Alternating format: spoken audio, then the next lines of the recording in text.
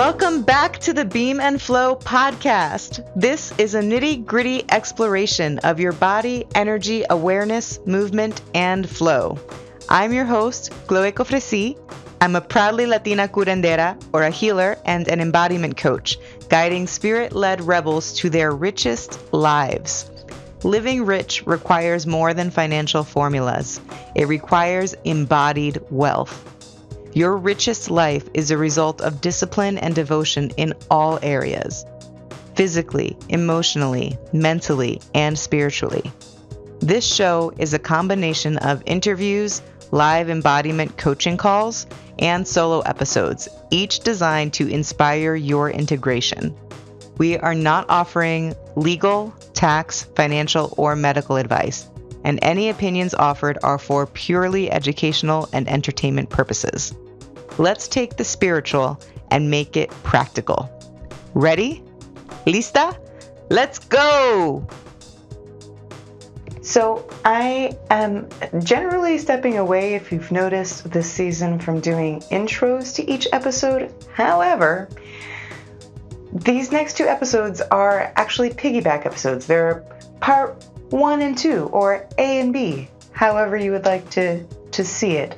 But I sat down with my friend and my go-to Vedic astrologer, Marie Hickey, for a 101 on Vedic astrology and using it for strategy in your business and just to optimize your life.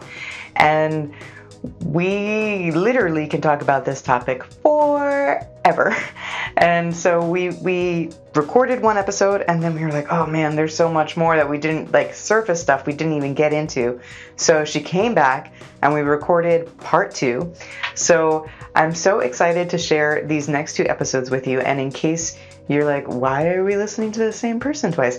This is why. So I wanted to just give you a heads up that for episodes 6.3 and 6.4, they're going to be A and B, 1 and 2, double doses of Vedic astrology and strategizing with that and using it to optimize your life with Marie Hickey. So here we go. Enjoy. I'm so excited. Okay, so for people who have been following me for a while, you would have seen lots of videos with this one while we were living, not together, but basically neighbors in Mexico. And I'm so excited to have Marie Hickey here with us today. She is my go-to Vedic astrologer and friend, and only one who I let up my butt in terms of colonics.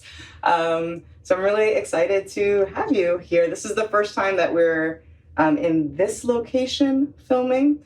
For the audience, you would have seen me the last 2 episodes up in the attic. We had to do some rearranging because there's some people staying. So I kind of like the vibe, though, like making the living room into the studio. It feels really, really comfortable and nice. I like it. Very cozy. Yay. Okay, so now that everybody knows that we're really good friends, I want to get into you. Okay. Before we're going to talk about a lot of things, I want to ask you about Vedic astrology, specifically in terms of like strategy and business. But let's dial it back, because most of the time when people ask me what my big 3 are in astrology, sun, moon, rising, I preface it with, well, in Vedic astrology, I'm a da-da-da. And then they're like, there's another kind of astrology? What do you mean Vedic astrology? So I want to get into how you would explain the difference between Vedic astrology and tropical astrology first. But just so that people understand what's about to happen here and like the vibes that are about to be unleashed, I met Marie 4.5 years ago in line for Elisa Vitti's second book, In the Flow. And we were at a book signing, and I asked a question that I was trying to sound like I know what I'm talking about to the audience. Totally trying to make that happen. And then we were in line waiting to get the book signed, and I happened to be standing in line next to Marie, and she said, I loved your question. And of course my ego was like, thank you. I did that on purpose. And then you said, I think immediately you were like, do you know what your sign is? Like, I think that was maybe the next sentence that came out of your mouth. And I did my typical, like, well, in Vedic astrology, I'm a Sagittarius sun, Libra moon, and Aries rising, thinking that I was like showing off how like cool shit I was. And immediately you were like, oh my goodness, I'm the top, that's my top 3 in Vedic astrology too. And I was like, wait a minute. First of all, that you know Vedic astrology? What? Second of all, that we have the same top 3. I had never encountered that before. So immediately I was like, I need to talk to this woman. I need to figure out how similar we are and what this is about. So I booked a reading with you right before I moved to Puerto Rico. And then I came back from Puerto Rico because COVID.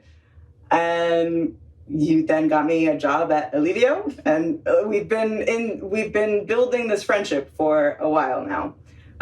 But in case you're like, what is happening? We're very similar, and stuff comes up when we're together.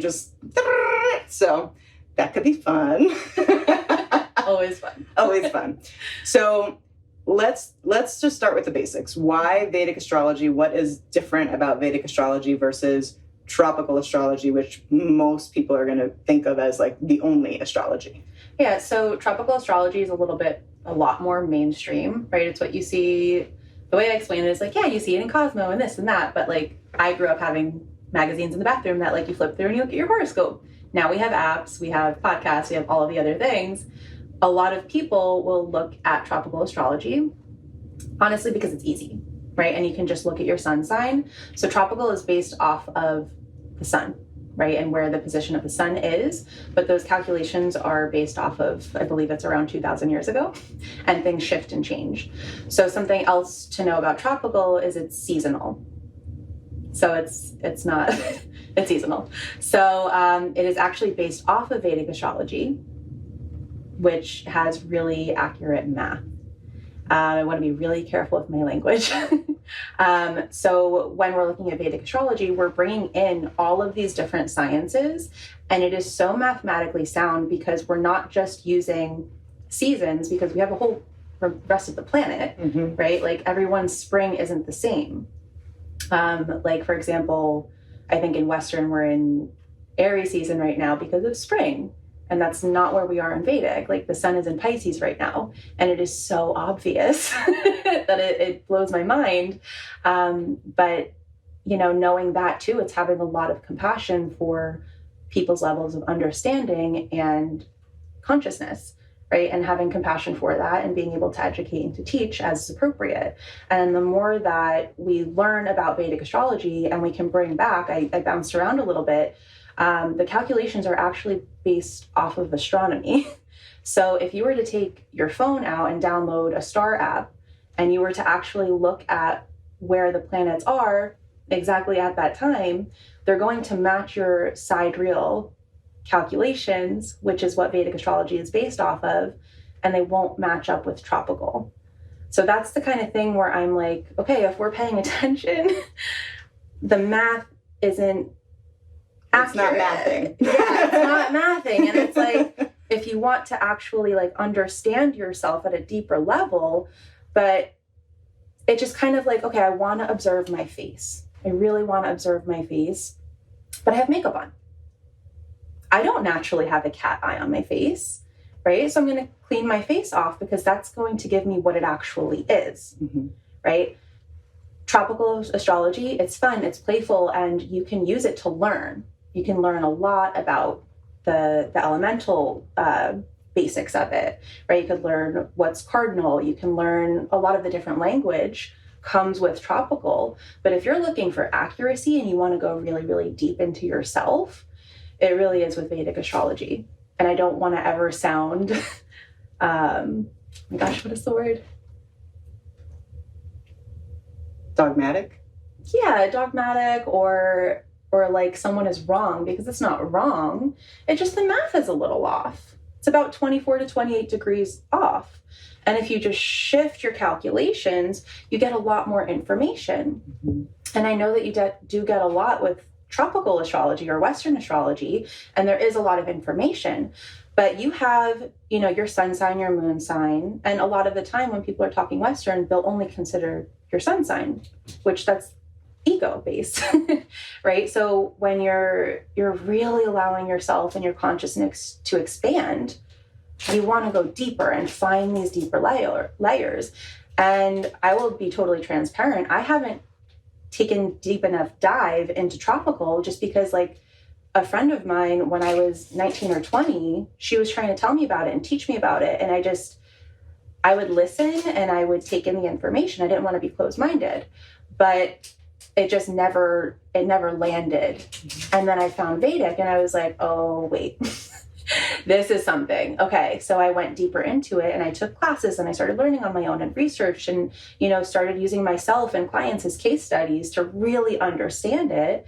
And I was like, how could you go to something else? It doesn't calculate. So another thing that Vedic astrology provides is we have all of these different layers, right? So you have your planetary placements inside of constellations. The way that I explain this to clients all the time is, say you have a pizza pie, right? And I think you've heard me explain it this way. And, you have Aries, Taurus, Gemini, all the way through Pisces, right? And you're thinking of it like a pizza pie.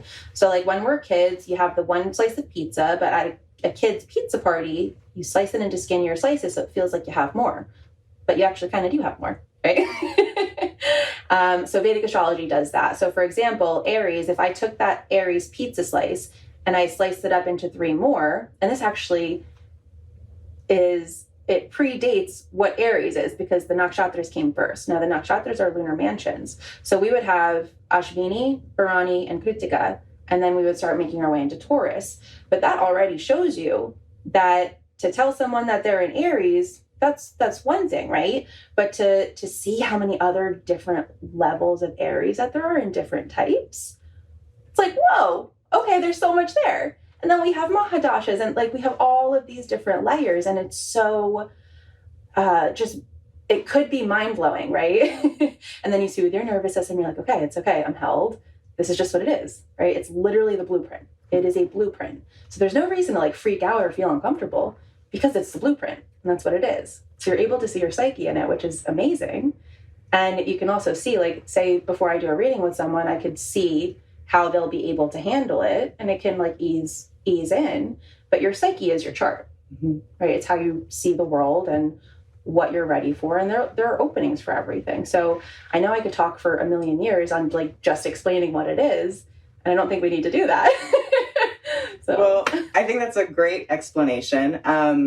A couple of things that I was like, oh yeah, I want to talk about that a little bit more.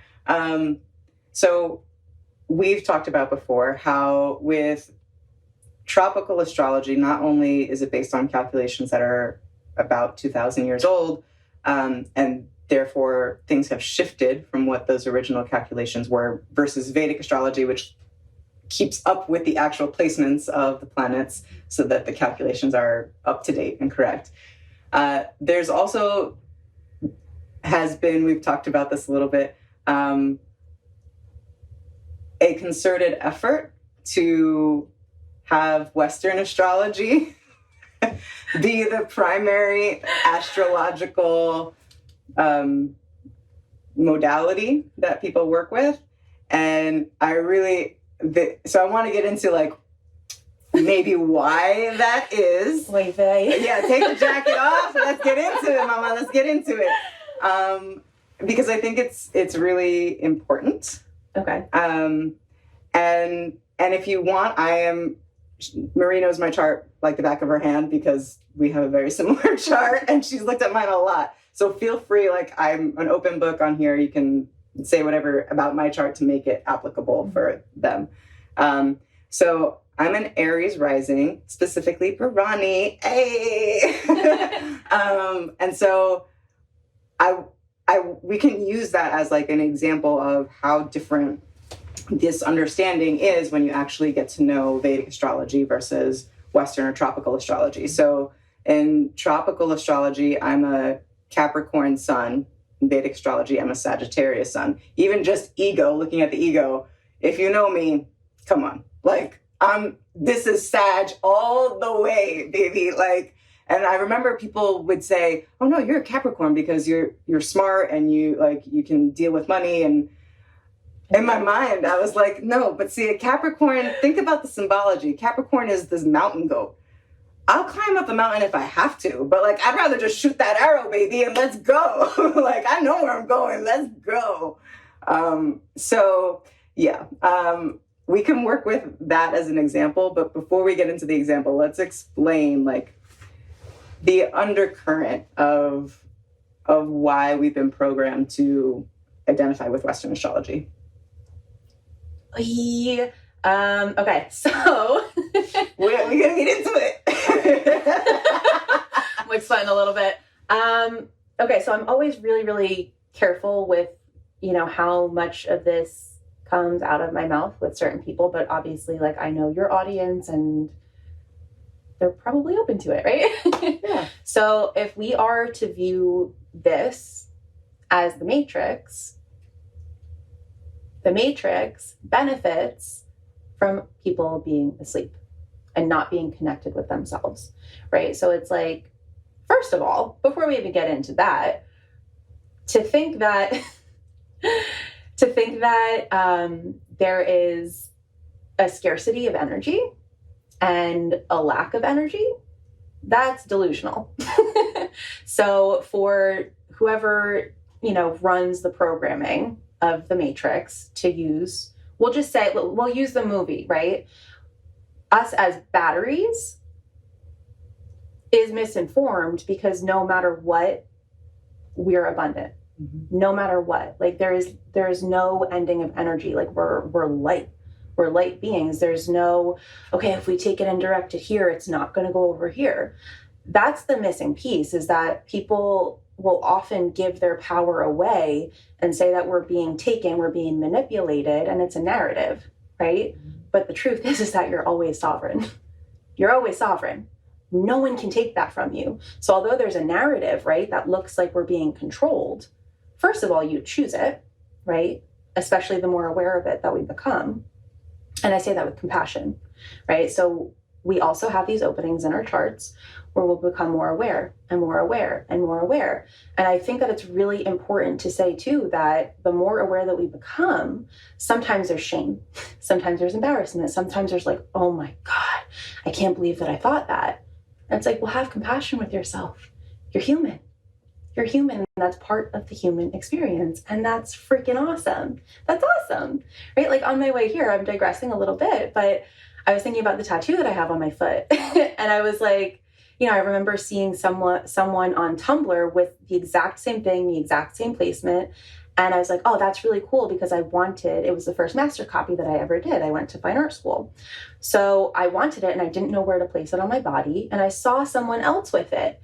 And in the car, I had a moment where I was like, oh my gosh, like what if someone knows? And I'm like, then someone knows. It's okay. I was an 18-year-old girl that I thought it was cool. Would I do it now? Probably not, right? But like I was an 18-year-old human girl who, with that level of consciousness, thought it was cool. I'm like, who cares, right? Doesn't matter. We just keep it moving and just love ourselves more. So with that being said, to come back, there is the narrative, right, of the matrix, which, yeah, we live in it. This is all numbers. It's all coding. And when we can see it as that is so empowering, right? So a lot of people, especially in spirituality, and again, I say this with compassion and with all the love in the world, we're made of love. There's a narrative that we're being controlled by the matrix. We're being controlled. We're being manipulated and this and that. If you want to stick to that, you're going to be stuck in that. But if you want to use that to empower yourself and be who you truly are, fucking dope. Awesome. Do it. There's literally no excuse, right? Because that's just an excuse. If you think, right, all of the power is in the mind. And that's why astrology is so important, because you can see your psyche in your chart. That's why it's so important. The mind is literally there, and you can navigate ways to work with that. Something else, tell me if I'm hopping around too much. I don't want to be like confusing or anything like that. One of the most powerful things you do, especially if you learn to read your chart, is to remove yourself from it. Don't look at it like it's yours. Never look at it like it's yours. I read my chart like I read a client's chart. When I read it like it's mine, I'm like, yeah. You know, like you can get into it a little bit. It can get a little emotional. When I zoom out, I'm like, that's a bad bitch. Okay, right? But when we go too deep into it, and I remember I thought that like a teacher of mine was nuts when I heard them say this, because I was only like 21 and I didn't understand it. But it's also cool because sometimes we'll hear things at one point in our lives and it doesn't make any sense. And then we just, and then 10 years later, it's like, whoa, okay, the flower wasn't open yet, but now it is. Cool, now I can understand all of that. And it all makes sense. And all of it aligned perfectly to happen right now and to unfold in this exact moment. How cool is that? So, where was I going? So we were going to why the Matrix has programmed us to resonate more with Western astrology. Okay, so takes your power away.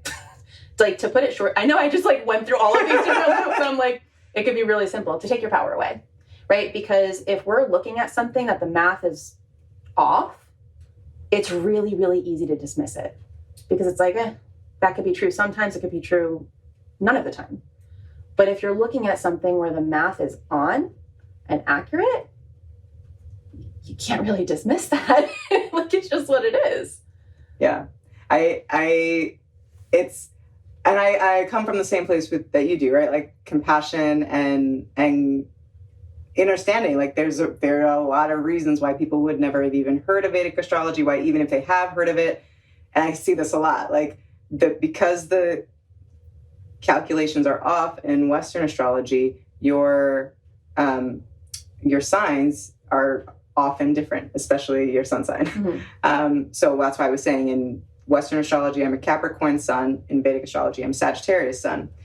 So because people are most familiar with their sun sign in Western astrology, when I have this conversation with them and they're like, oh, I'm a Cancer, and their birthday is like July 3rd. I'm like, you're not a Cancer, mama. But also, like, I want to bring to attention too, like, think about the linguistics and how that affects the mind when you're saying that. Because what is a Cancer? We don't want that.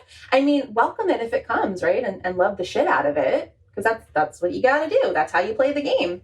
But I love Vedic astrology because we focus on the nakshatras, right? So again, it predates the constellations, right? So we have multiple nakshatras inside of Cancer, and some of them are in two signs. Some of them are a little bit. I think Punavarsu is a little bit in Gemini, and it's a little bit in Cancer. And like sometimes people will still be Cancer, mm-hmm. right? They'll mm-hmm. still be there. It depends on the math. But you got to look at the math. Right. So, sorry, I didn't want to interrupt you. That was important. The linguistics are super important. Right. So an alternative to saying like, I'm a Cancer would be like, Cancer is my sun sign. Mm-hmm. Right. Even better. The sun was in the constellation Cancer at the time of my birth, because when you're saying I am, you're taking right. that on. So we want to just be really mindful of that. Yeah, exactly. Okay. So, now that we've given you enough of the soapbox with why Vedic astrology, I want to get into different ways that you can use astrology, right? So it's not just understanding your psyche and your personality, which it definitely does that, but it can be used in really strategic ways. Mm-hmm.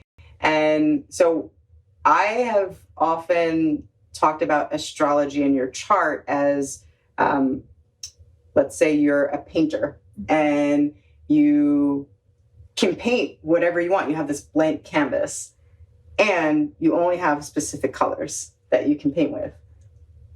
It helps to know what the colors are, mm-hmm. right? Like you can still paint whatever you want, but it helps to know that you have no blue and you have a lot of pink, or you have green and you don't have any brown. Like it helps to know what you have to play with. Mm-hmm. It doesn't mean that you're set to drawing this picture. Right?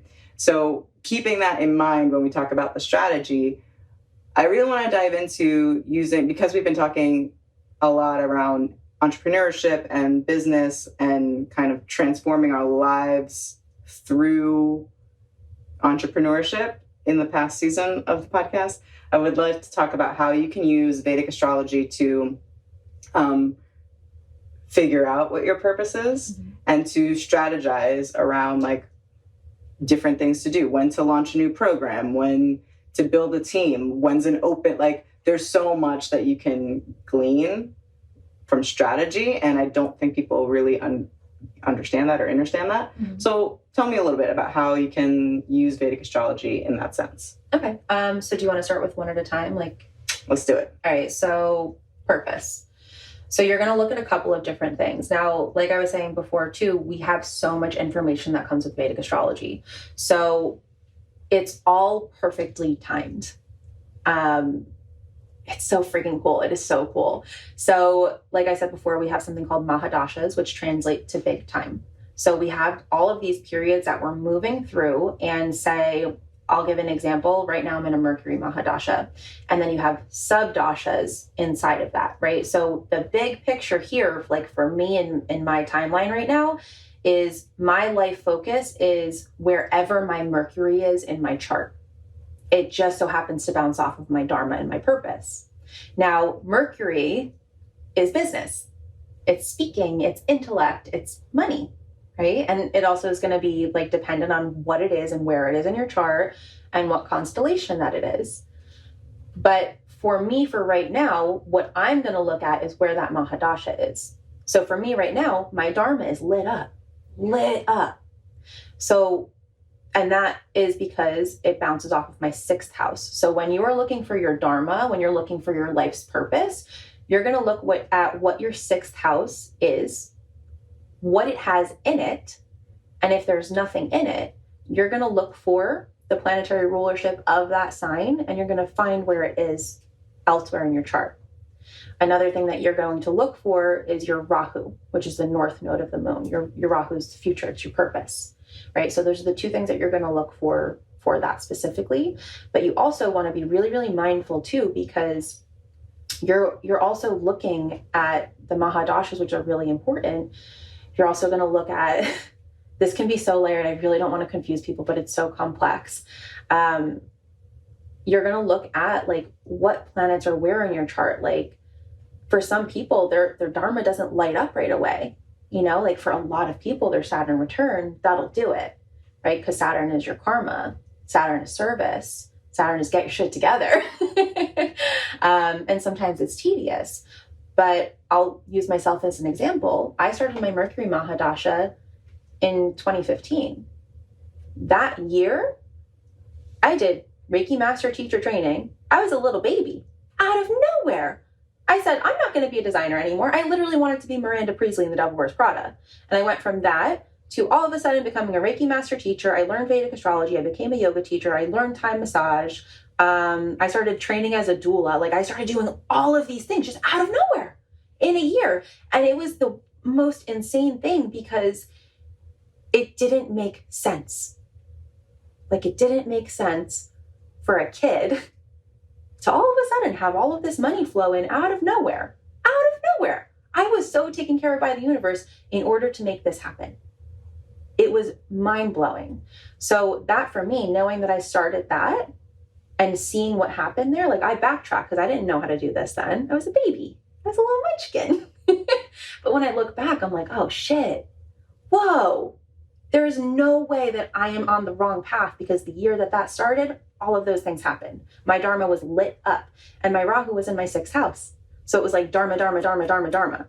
And then we just keep on going and keep on progressing. So it's really, really cool. So to shortly answer the question, you're going to look for your 6th house ruler and you're going to look for your Rahu. So I don't know if you remember this off the top of your head. Mm-hmm. I always get a birthday reading with Marie.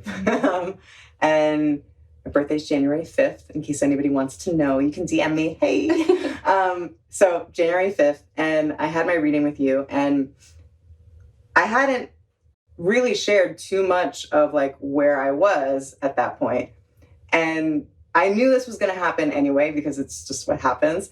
But you were talking about where I was in my chart, and you were like, yeah, so if you're feeling like, very kind of hermit mode and like in the back scene of everything, building everything. And I literally had just spent 4 months like not putting anything out, just doing 12-hour days of like back end stuff and getting the systems and recording and re-recording and and you're like, yeah. And then I think you said the end of March, you're going to feel like ready to launch. And sure enough, I knew that, right? And I felt it intuitively. So that's the cool thing about Vedic astrology is once you start to like really align with your intuition and your purpose and you're living that, it's very easy to see in the chart. It's reflected right back to you. So I remember one of the things that I was curious about at the time of my reading was like, okay, I've been in the thick of doing the work. When's the right opening for me to launch it? So can we talk a little bit about like, what are those kinds of questions that if someone was going to book a reading for you, let's say they don't know how to read their own chart, what kinds of questions can they ask a Vedic astrologer around like business strategy? Like I asked, when's it a good opening for me to launch stuff? What are some other ways that their chart can help with that? So again, really specific. I can like use both of us because we have Aries rising, right? And that makes it really easy because that's the natal first house or the natural first house. So if someone is asking me, how do I build a business? The 10th house from Aries is going to be Capricorn. So what I would do for that person is I'm going to look for where their Saturn is because Saturn rules Capricorn. So I'm going to look at where that is in their chart, but I'm also going to look at Mercury. I'm going to look at the 3rd house and the 6th house because those are both ruled by Mercury. So you want to look at both of those. And then if they're looking at building a team and if they're looking to expand, I'm also going to look at their 11th house because that's what that is. So was there stuff happening in my 11th house this past, let's say 3 weeks? Super lit up. I built my whole team. We've got Saturn, Mars, and Venus there. The sun just left. So it's like active. So literally, this is what I'm talking about. I didn't know that all of that was in my 11th house over the last few weeks, but knowing the overall progression of my chart this year and being in line with my intuition, I was like, yeah, this is the time right now. And it literally happened like that. I was doing everything by myself. And one day it just hit me like, I will never, I've been putting it off hiring a team because I was like, oh, I'll hire a team when I've expanded enough to pay them. I was never going to expand into that place without hiring the team. So it literally just a light bulb went off. And within 2 days, I had ads sent out. I had people responding. I had interviews coming in. And now I have like an entire team, not just a couple people helping me out, like a whole team. We have weekly meetings. We're getting daily emails. Like we are on this, okay? But it just happened. It just happened. And if you didn't, I didn't know that about my chart, but I had a feeling. And you're a Saturn Mahadasha too, so it's like all lit up. Okay, so let's talk about the Saturn Mahadasha. Yeah. So you had said before, Mahadasha is like the big time? Big time. So Saturn Mahadasha is fucking long. It's like what, 17 years? 19 years. I did it as a baby. and I knew that I had been in this. So during my birthday, I was like, I know it's somewhat close. When is it ending? When is it ending? And you said August 2025. And I thought, oh my God, 18 more months, like another year and a half. Are you kidding me? And your response was a year and a half out of 19 years, you're basically at the end of it. So with that in mind, it kind of makes sense that this huge push in terms of business and structure and like that it's happening now at the end of it, right? What I'm very excited about is that what comes next for me personally is my Jupiter Mahadasha. I think, no? Shit, I had it wrong. What comes next? So Jupiter is first, and then Saturn, and then Mercury. So I go into Mercury next. I thought, see, this is a learning opportunity for everybody. So is the progression of the Mahadashas the same? Not that everybody will go through all of the Mahadashas in their lifetime, but what the progression would be is the same for everybody? Yeah. Okay. Yeah. That's helpful to know. I didn't understand that. So it depends on where your moon is. So like my moon is ruled by Jupiter. Your moon, I believe, is ruled by Rahu. So you started in a Rahu Mahadasha. I was born in a Jupiter Mahadasha. So that's why, because after Jupiter is Saturn, that's why I started mine as a little girl. You started yours more as like a teenager adult. Okay. Because you were born in Rahu and then Jupiter and then Okay. And then I went just from Jupiter to Saturn. Got it. Okay. I wonder where my Jupiter one was. Let's see. Well, 19 years ago, I would have been 20 when this is over. So Jupiter would have been, how long is Jupiter? I can check. Anyway, it would have been the later part of my teenage years. It's, okay, I can do the math. Jupiter is, I think that's a longer one. I think it's close to 20. Okay, so I might have like been at the very end of the Rahu Mahadasha when I was born, and then like went into Jupiter right away as a child. Yeah. So example, like I was born in 91. I'll just age myself. So I was born in 91, but when I look at my numbers, I began a Jupiter Mahadasha in 86. So that's when my soul came in. Okay. Right? And we could just kind of like, do our thing and then hop into a body. Cool. Mm-hmm. It's really interesting now that I'm thinking about this that I eloped when I went into my Saturn Mahadasha. Interesting.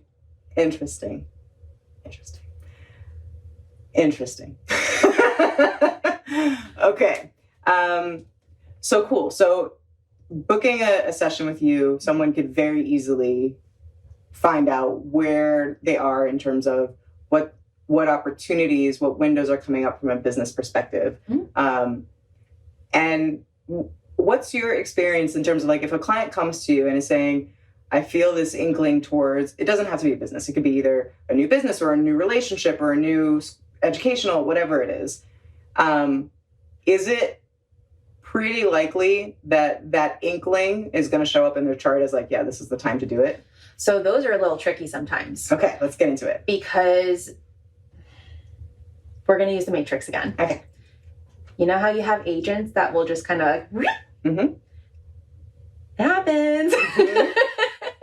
So we have these tricky energies that'll move through. And it's just like, even, as a kid, I grew up on the Bible. Like, you're familiar with that. And it's like, you're going to be tested. And it's not like this, like, the world's going to end and you're going to die if you get tested and you get it wrong. No, you're not going to hell. You just are going to be in purgatory a little bit longer until you are like, no.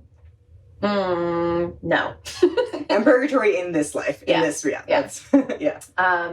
So when you feel the inkling like that, it is really good to check in with someone because, and that's my thing with like the airy-fairy type of spirituality, nothing wrong with it, totally respect it. If that's your jam, awesome. But I don't think it is if you're watching or listening to this. It's, if you're just going with feeling all of the time, if you have some shitty karma that you're up for in this life, you're just going to be playing out the shitty karma. But if you have the consciousness, if you have the awareness of like, that's coming up, we're going to fix that, or we're going to work with that. We're going to heal it. We're going to up level. We're going to ascend. You're going to work through it in a different way, right? There are different ways of working through that, of healing it, of doing remedies. And that comes down to intention, right? When you have a shitty intention, you're going to get more shit. When you have a light intention and you want more beauty in the world and you want to improve and create a better world for yourself and the collective, that's going to happen, right? It's also a lot of attraction. Like it's freaking math. Mm-hmm. It's literally math. So it really is good to check in with someone who knows what they're looking at and what they're talking about, and who can, I've seen this a lot with healers that they'll give into, like, it's like an agent. It's literally like an agent. I went to someone, we've talked about this. I went to someone and I had a lot of stuff going on in my 9th house. And when you have a lot of malefic planets moving through something that is ruled by Jupiter like that, like I'm very like, I'm a little over optimistic sometimes, and that's cool because that's my reality. But I also have a lot of Mars and a lot of Saturn energy. Like I'll get shit done, but be bubbly about it, right? I'll also be really rough about it, which can be triggering for some people, but that's also fine. But during that period, it was almost like I was having my heart broken over and over and over and over again, because I was like, why are all of these teachers giving me false information? It doesn't make sense. And like what that brought me to is like, first of all, I need to trust myself because I know that they're giving me false information. Like, what the fuck? But because I had malefic planets there, I was being tested to trust myself, right? And to know, because I had done the research, why are they telling me that? But they were having these moments of like, we'll just say weakness, where they surrendered their consciousness and they weren't in integrity and they were giving me false answers and thought nothing of it. Now that'll happen, and we're human, right? Mm-hmm. We're human. It can happen. I hold nothing against any of those beautiful people. Am I ever going to go to them again? Probably not. Am I going to hold it against them? No, because why are we going to keep on creating more karma, right? But it is also important to know when something inside of you is giving you an inkling to say, I should look into this, I should do this, I should do that. Listen, right? And if you have someone, if you stumble across someone with integrity in their practice and they don't have alternative interests in you, amazing. But then that also comes back to who you are at the center, right? I was afraid of receiving wrong information. I thought I was wrong. I worked with a coach for 6 months because I was so scared to death that I was wrong. And then it was like, oh, wait, I'm not. I'm not. And it was one of the most healing things. But just to say that, like, if something in you, if you're having that inkling, if you're looking to expand and you're unsure, ask, because although we all have cellular memory and we already know everything already, someone else is going to be that avatar to reveal that to you in a way that you may have not consciously learned yet. Mm-hmm. And we're just helping each other. We're literally just like flipping the next page. Like, here, we're here to help each other. We're here to help each other. That's the bottom line. I love that. You had mentioned something earlier that I wanted to come back to. You said, I'm paraphrasing, but you said something along the lines of, sometimes we can hear something at one point and then boop, boop, boop, boop, and then we actually hear it way down the road, right? So I'm laughing because of what I'm about to say. I vividly remember us having, we'll call it brunch in Mexico, and I don't know, it was probably a green smoothie and a cacao, probably both in my hands. Very common. Very common. And we were talking about relationships, timelines, and I was like, I said something like, something's gotta be shifting into like, not this flash in the pan kind of stuff. And you were like, oh yeah, I forget what it was, but you were like, oh yeah, just moved. And up until that move, for the last 5 years, you were only gonna have like one night stands or like short relationships. And I remember being like, wait, what? Like, first of all, at that moment, I was like, wait, how have we been this intimately connected and I don't remember you ever saying that. And as soon as it was about to come out of my mouth, I stopped myself and I was like, would you have heard her if she said it before? And I was like, oh, shit.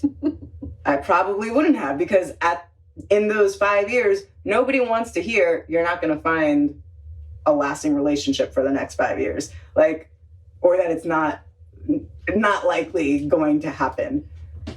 When that's what you want, you don't want to hear that. Mm-hmm. So even if you had said it would not have landed. Like, there's no way it would have landed. And I'm laughing because it's not like I'm in a relationship right now. Like, we didn't have that conversation, and then all of a sudden the next day, my king walked in. Other things happened, but he did not walk in. So I want to talk a little bit about like this interesting kind of like dichotomy in terms of reading your chart and knowing your chart, which is that you can know it really intimately and so well, and still the thing that like needs to land may not land until you are past the point of the thing. Mm-hmm. So what's coming up for you as I talk about that? So first of all, this is why I always record readings. I always record and send them. because like I do it too, right? Like I've had my naughty red, which is a way deeper version of all of this that you can have done in India. But there are things that like, I don't want to digress too far, but like I had my naughty red in 2020 and they said all of the things. And I'm like sitting here like doing the math. I'm like, it doesn't make sense because of this, this, and this, and this.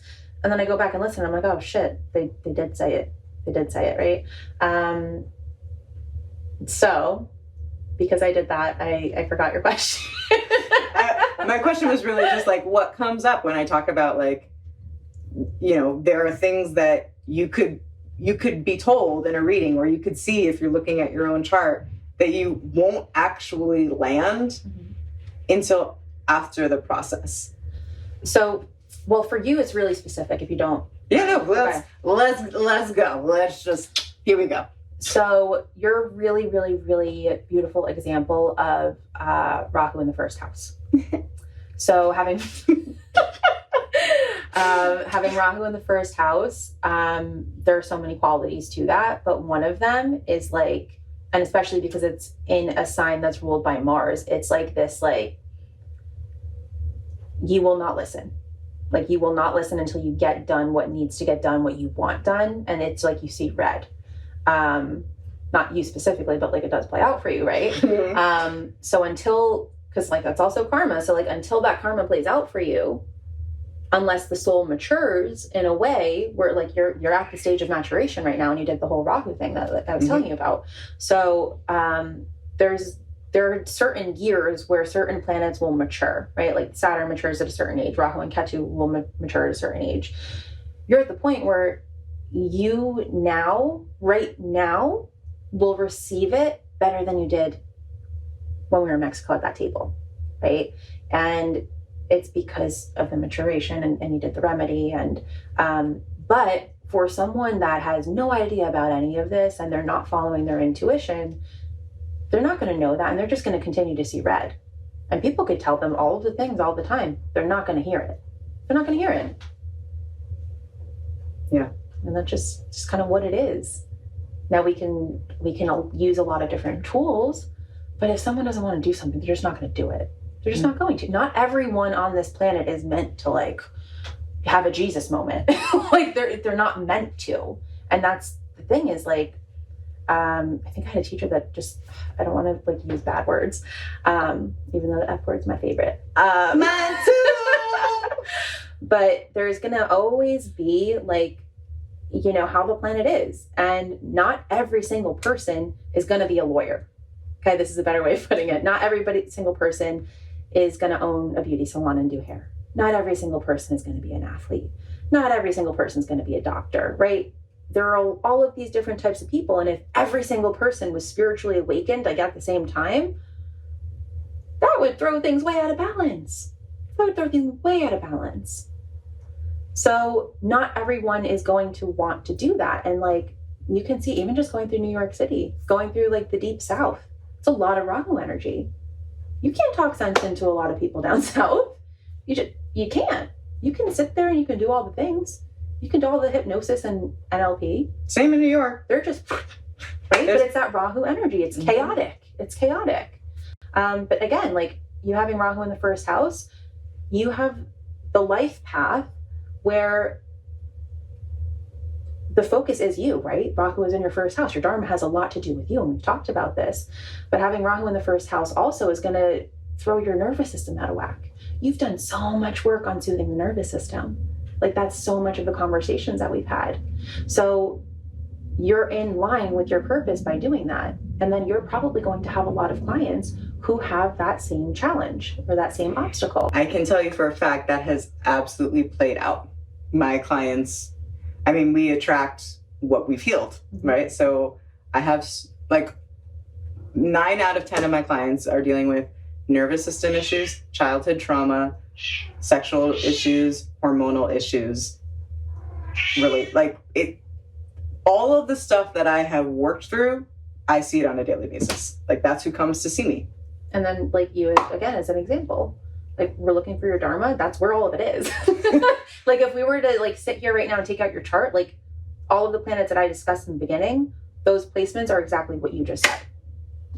So it's just cool. It's really freaking cool. It is pretty cool. It is pretty cool. I find it, I'm like, I get so like into it and nerded out by it. And then I have this thing with names and I can't remember any of the names of any of the things that we talk about, which is why I want to take your class.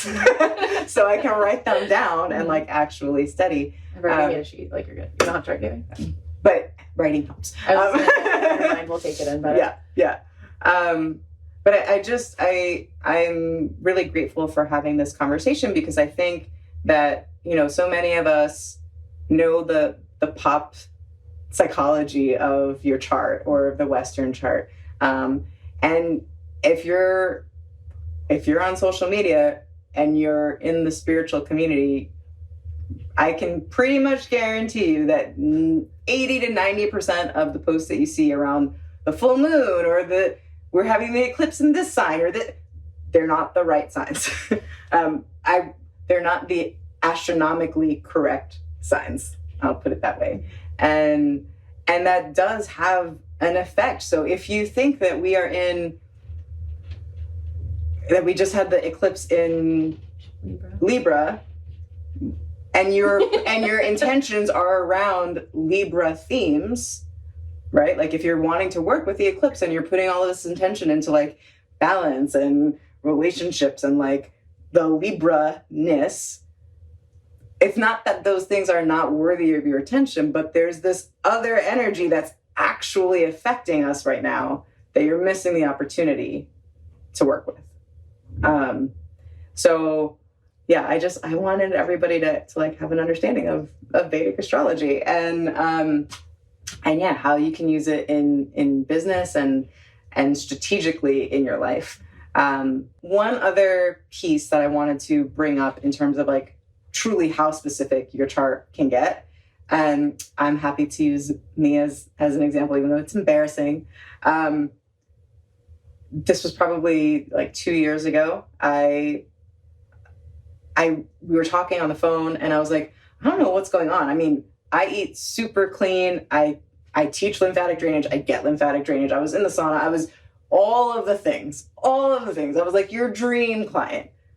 And yet I was stinky. Like my pits were smelling awful. I would wake up in the morning and I was like, oh God, thank God there's nobody in this bed next to me because this is bad. And I said it to you and immediately you were like, oh yeah, I forget names. I forget what it was, but you were like, yeah, there's this thing happening right now. You need to not be eating garlic and onion, which is, I cook everything in garlic and onion. So that was like a dagger into my soul. But you were like, yeah, just give it up during this transit. And then once the transit ends, you can eat it again. You'll be fine. So I stopped eating garlic and onion. Smell went away. Transit passed. I was able to start eating them again. And the smell didn't come back.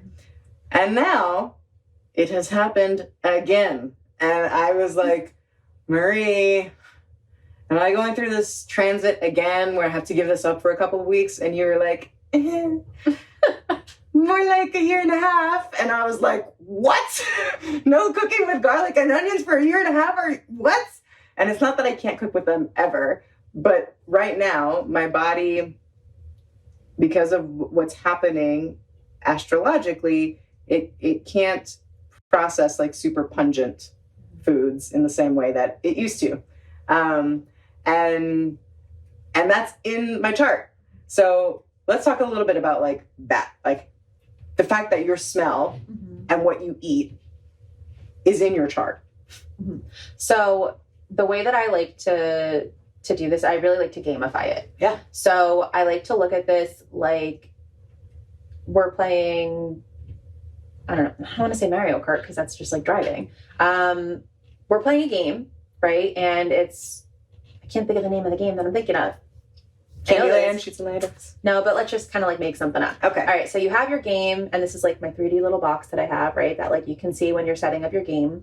And this is just kind of something that, you know, you're moving through all the motions of like life. And we'll just use this reality, right? So you're moving through the motions of life and you're choosing your character. Okay. So before we come into this body, we choose our character.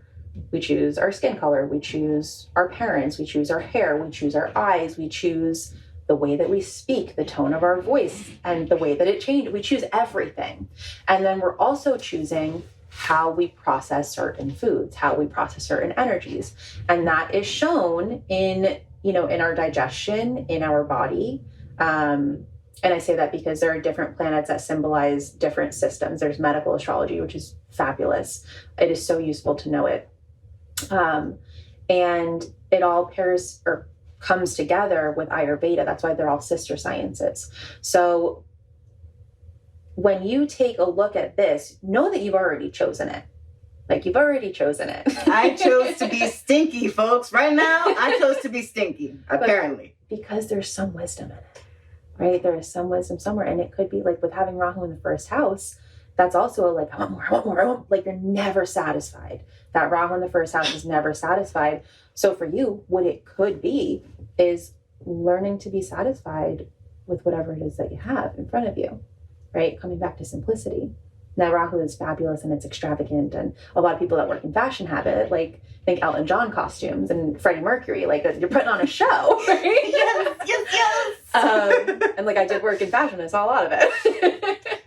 But I like to put on a show, folks. There's wisdom that comes with everything. So when you're bringing together astrology with Ayurveda as it is meant to be seen together, you're going to have all of these things show up. And the reason that, like, in Ayurveda, we say just don't have these things, like, I mean, I drink coffee, I eat chocolate. I really do try to avoid onions and garlic because, like, in my body, they're just, no, thank you. For a lot of people that are ruled by Mars, it's beneficial to avoid those things. And the reason for that is because of how it processes with the mind. Right now, I think I have a reel, like, pinned at the top of my page where I'm talking about, depending on how deep that you get into this work, you're going to get to a point where you're like Neo in the Matrix, right? You could do whatever you want. You could eat whatever you want, but also remember that you chose the character that chose not to eat the garlic. Remember, you chose that and you chose it for a reason.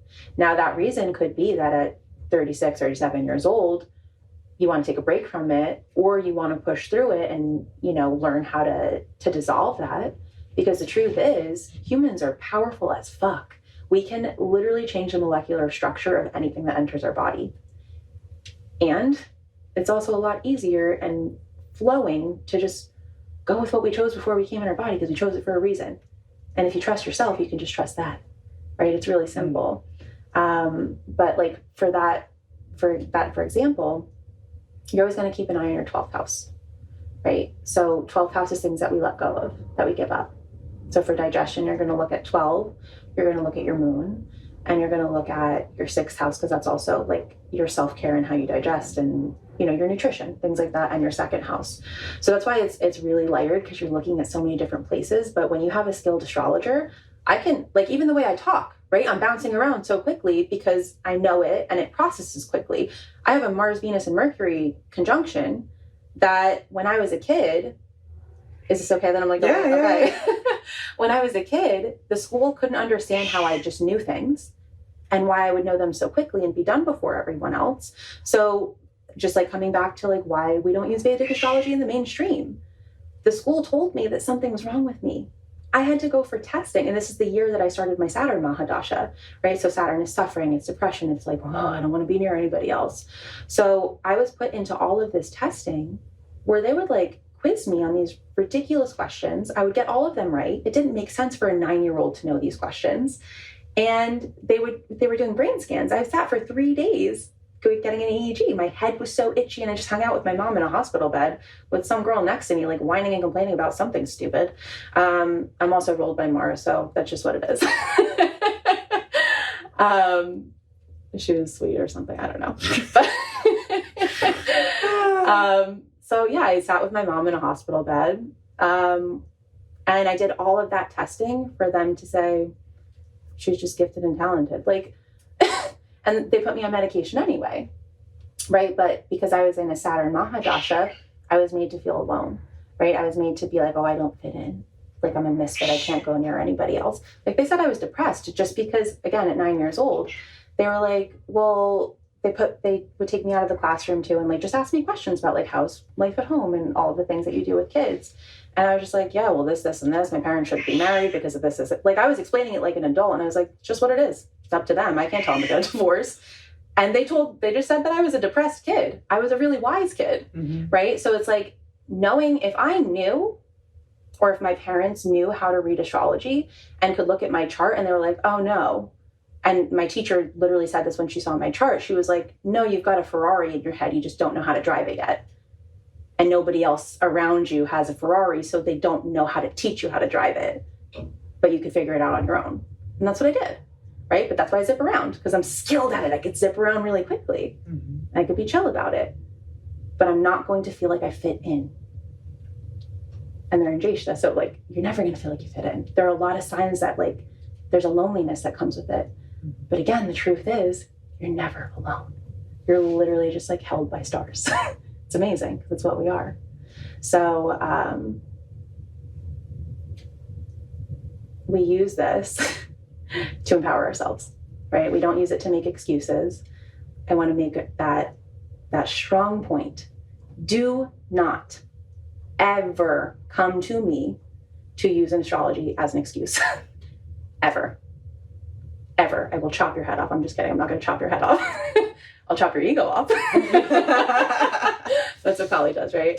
But never, ever, ever use it as an excuse, because when you're doing that, you're giving into that narrative that we were talking about earlier. And when you are using it as an excuse, you are claiming yourself powerless. And that is not what you are. You are not powerless. If you want to use it to make sense of things and make peace with your past, your present, your future, amazing. I just came out of a really difficult moon period. You have never seen me emotional before. I was emotional for 16 fucking months. I don't do that.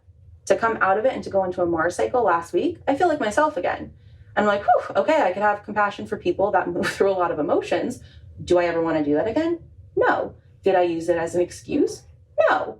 Yes, I was a whiny baby sometimes, and it was really childish of me to act like that. But also they needed to move. And I can have compassion for it, but is that an excuse for my behavior? No. It gives me an awareness to love it, right? And to move past it with love and compassion for it, but it's not an excuse. I'm going to own every single decision that I made, everything that came out of my mouth, every way that I navigated through this life, but it is never an excuse. You just keep it moving. So this is an empowerment service. I love that. I think that's like the perfect place to end. Yeah. I did, and we'll put notes in the show notes, but I know that you are launching your course to learn how to read your Vedic astrology chart. Mm-hmm. So if you want to do a quick plug, feel free. This is going to come out next week. So anything you want to say, this will come out on Tuesday. Oh my gosh. Okay. So you are going to learn everything.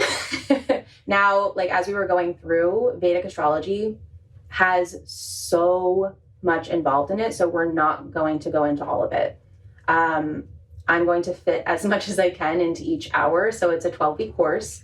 We're going to go by like first house and Aries the first week, second house Taurus the next week, and into the nakshatras. And we're literally going to cover everything that we just talked about. We're going to touch on Mahadashas. We're going to talk about how to read your chart at a basic level.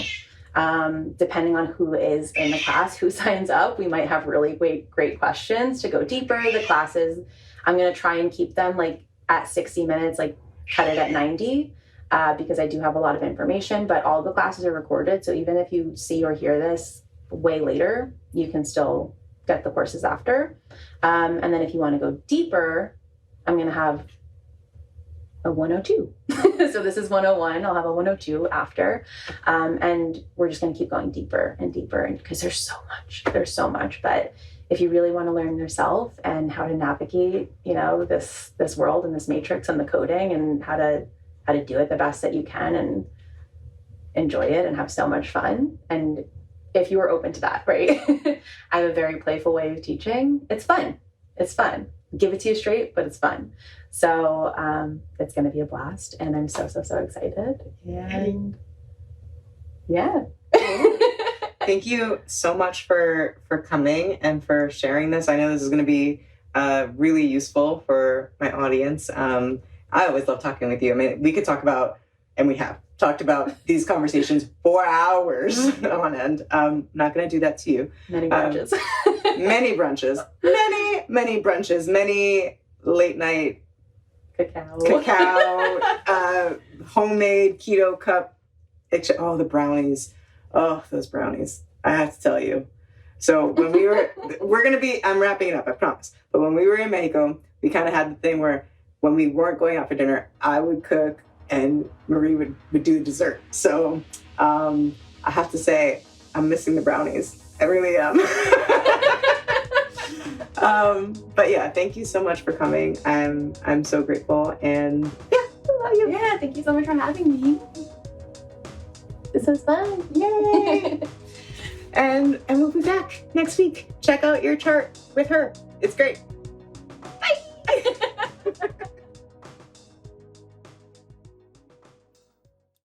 Queridas, we made it to one of my favorite parts of each episode, the moment of flow.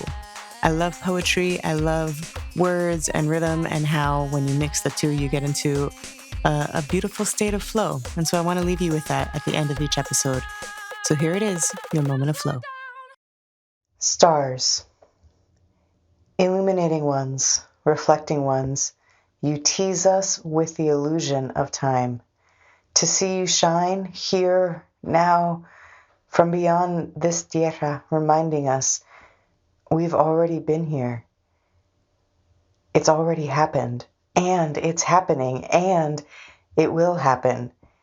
It is written. We choose how to play the words, and the word chooses us.